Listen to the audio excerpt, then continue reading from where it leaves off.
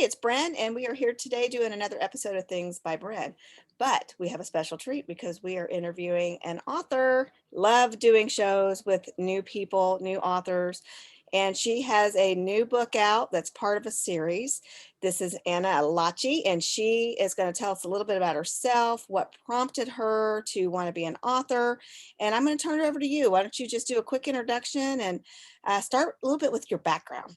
Okay, sure. So my pen name is A.M. Lalacci. It's my initials. I started writing seriously novels in 2013. So Yes.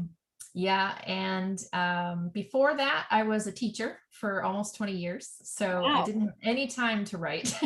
No, that's a busy profession.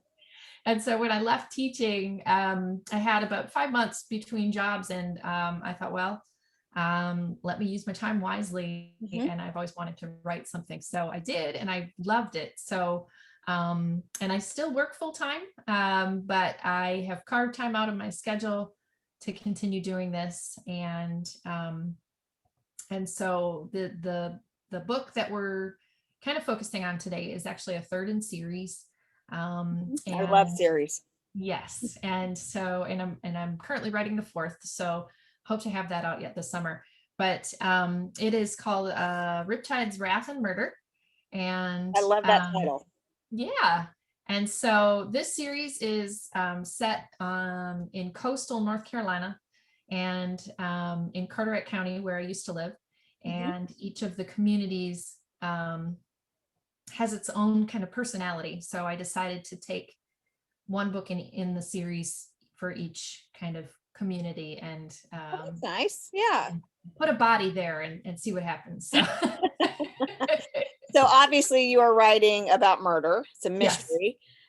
What prompted you to write this specific genre? Well, I've always been a big fan of mysteries. We watch mystery shows. My mom was a big fan as well, and big Scandinavian crime fiction.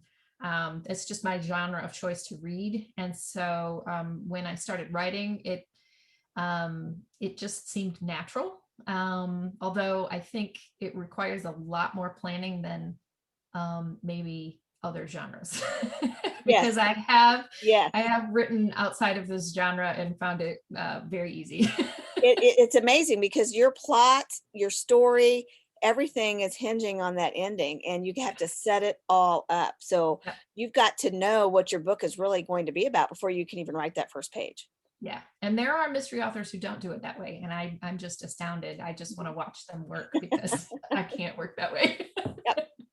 Now I can see having an idea in your head and maybe starting out and then it evolving as you go along. But Mhm. you really kind of need to know what's going on before you Yeah, can write the book. So yeah, you're pre-writing it before you even get to yeah. typing it. Mhm. There's a lot of planning involved. So, So but what's the I go ahead. I was gonna say, what's the name of the first couple books? So the first one is Diamonds, Teak, and Murder. Okay. And the second one is Lenses, Lust, and Murder, and it's Ah, lenses because it's featured in the murder occurs at the lighthouse there, oh, that's Cape cool. Lookout. Mhm. Yeah. I like So that. And then yeah. the third one now is the third one out? Yes. Yep. Okay. Released April 1st. Well, around April 1st. And where can And they get this at? on Amazon. Okay. Now, did you self-publish? Did you go with the publisher? I am I am self-published at this point. So Walk us through what yeah. it's like to And self-publish. it's a lot of work. It is. So, the benefits are that you kind of set your schedule, and if you want to release 12 books in a year, you can, Right. or if you want to release one book every 5 years, you can. And there's nobody telling you when they want your manuscript. The flip side of it is that you are the business. So you are the one that is scheduling Facebook posts and interviews, and Yes. you're the one buying the branded bookmarks and paying for your cover designer, and doing the formatting. Every little detail comes down to you. So if you are a control freak, which I kind of am, I'll admit to that, then that might be right up your alley. But it is a lot of work. It's basically a full-time job on top of, It your is, husband. which is why publishers do it full time. Right. And they Right. also have a staff, which makes it easier Right. on them. Right. I'm kind of in between. I've got one out with a publisher now. I do own all my rights to it, and Mhm. then I could self-publish alongside of it. So I've Yes, actually that's said I great. was not happy with my publisher, so I went on with and had it re-edited through somebody else, and will Yeah. probably self-publish along until that runs out. But Yeah. talk to us about what you think of the publishing industry today, being an author, book sales. There's so much out there. There's the vanity publishers, and for those of you who don't know, a vanity publisher basically takes your money and publishes your book. And it doesn't matter what it says, it doesn't matter what it has in it, doesn't matter how many misspelled words. If you sign off on it, it's out there. Mhm. A hybrid publishing tends to help you in a way that you're going to pay some of the cost, they're going to pay some of the cost. A Mhm. traditional publisher pays 100% of the cost, and then you get paid royalties or sometimes even a sign-on bonus. I don't even know if they do that anymore, but there's many different ways that you can do your book. The Mhm. problem with all of these is there's a downside. There's also Yes. an upside to all of these. So like with the traditional publisher, sometimes you don't own your work. Even with Yeah. the hybrid, you don't own your work. So with her uh, doing self-publishing, she owns all the rights. So let's say that your book wants to become a movie. They would have to Mhm. come directly to you. She's not going to pay those fees out to anybody else. So for those of you who love to read, I Mhm. just want you to appreciate how much work goes into writing a novel, be it Yes. fiction, Mhm. nonfiction, whatever it is that you like. It's a lot of work. Yeah. So when you're paying, $25 for a hard copy or the first edition of a book, there's a reason behind that.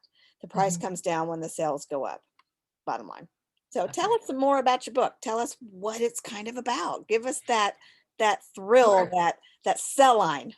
Sure. This series features a private investigator named Allie Fox, and she does not start the series as a private investigator. She has moved to coastal North Carolina because her parents were in a car accident and killed, and she has a Oh young wow. adult brother who is on the autism spectrum. So she was in Chicago. She was a fraud investigator for one of the credit agencies. And so she dropped everything, moved to the coast, and basically took a bookkeeping job so that she could get to know her brother again Hmm. and try to understand her new responsibilities and all of that. And then in the midst of all that, a body shows up in the boatyard where she's working, and She's got she it has firsthand. yeah, and so she's got a relationship with the sheriff in town because he was the one when her parents were killed. She had to come down and identify the body, and so they have an existing relationship. And so he kind of mentors her Ah, and pulls her in on this case because she has that investigative right. mind, Some and people she's just have it. perfect. Yeah, and she's perfectly situated working there. Um, Trying to ask questions and all of that. So, and in the meantime, she's bringing the case home and she's talking about it with her neighbor, and her brother is overhearing things. And although he's lost some of his speech because of the trauma from losing his parents, he's still processing information, His mind is and still he ends there. up helping her out on the Hmm. case. Oh wow. That's Yes. good. Yeah, and so that relationship progresses through the series, and um, there's a little I tiny. didn't get that. Oh, Could you try again? my watch is talking to me. Um, It sorry about happens. that. There's a little bit of romance, nothing terribly crazy, but there is a romance subplot throughout the book. She does have a boyfriend, not in the first book, but she gets one, Mhm. and so that's kind of the setup for the series. And for the latest one, the she is a private investigator by this time, and she is at the beach, and a body washes up on the beach, and she checks it out and thinks there may be foul play involved, and Mm. so they take it from there. Oh, awesome. So you have set this series up basically explaining the past, why she moved, why she had to take care of a sibling, why she had to change jobs into doing what she's got to do to survive, to take care of her responsibility to her brother, into evolving into a new career. Yes. Okay, it Yep. sounds wonderful. And each of them have a murder mystery that you try to Yes. solve as you go along. Yes. Well, it sounds very intriguing. I love murders. I love thrillers. I like horror. I like it all. I Yeah. depends on my mood. I like fantasy. I like Yeah. true story. I Yep. like historical fiction. It just depends on my mood, but Yep. I always fall back to the thrillers and the murder mysteries. That's my go-to if I can't find anything else, or I just want to sit down, quick read. If there's one that's, just a couple hundred pages, I love that. But so tell Yep. us the length of your books. They're on the short side. The first one is the longest, which I think is pretty normal because you're setting up your world a little bit. I think the first one is 297 pages. Hmm. But this latest one is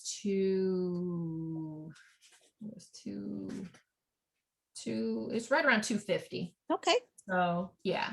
So they're relatively quick reads. I've had some readers tell me they're not quite cozies, but they're not Right. as hard boiled as maybe noir. Yeah, So right. kind of light mysteries.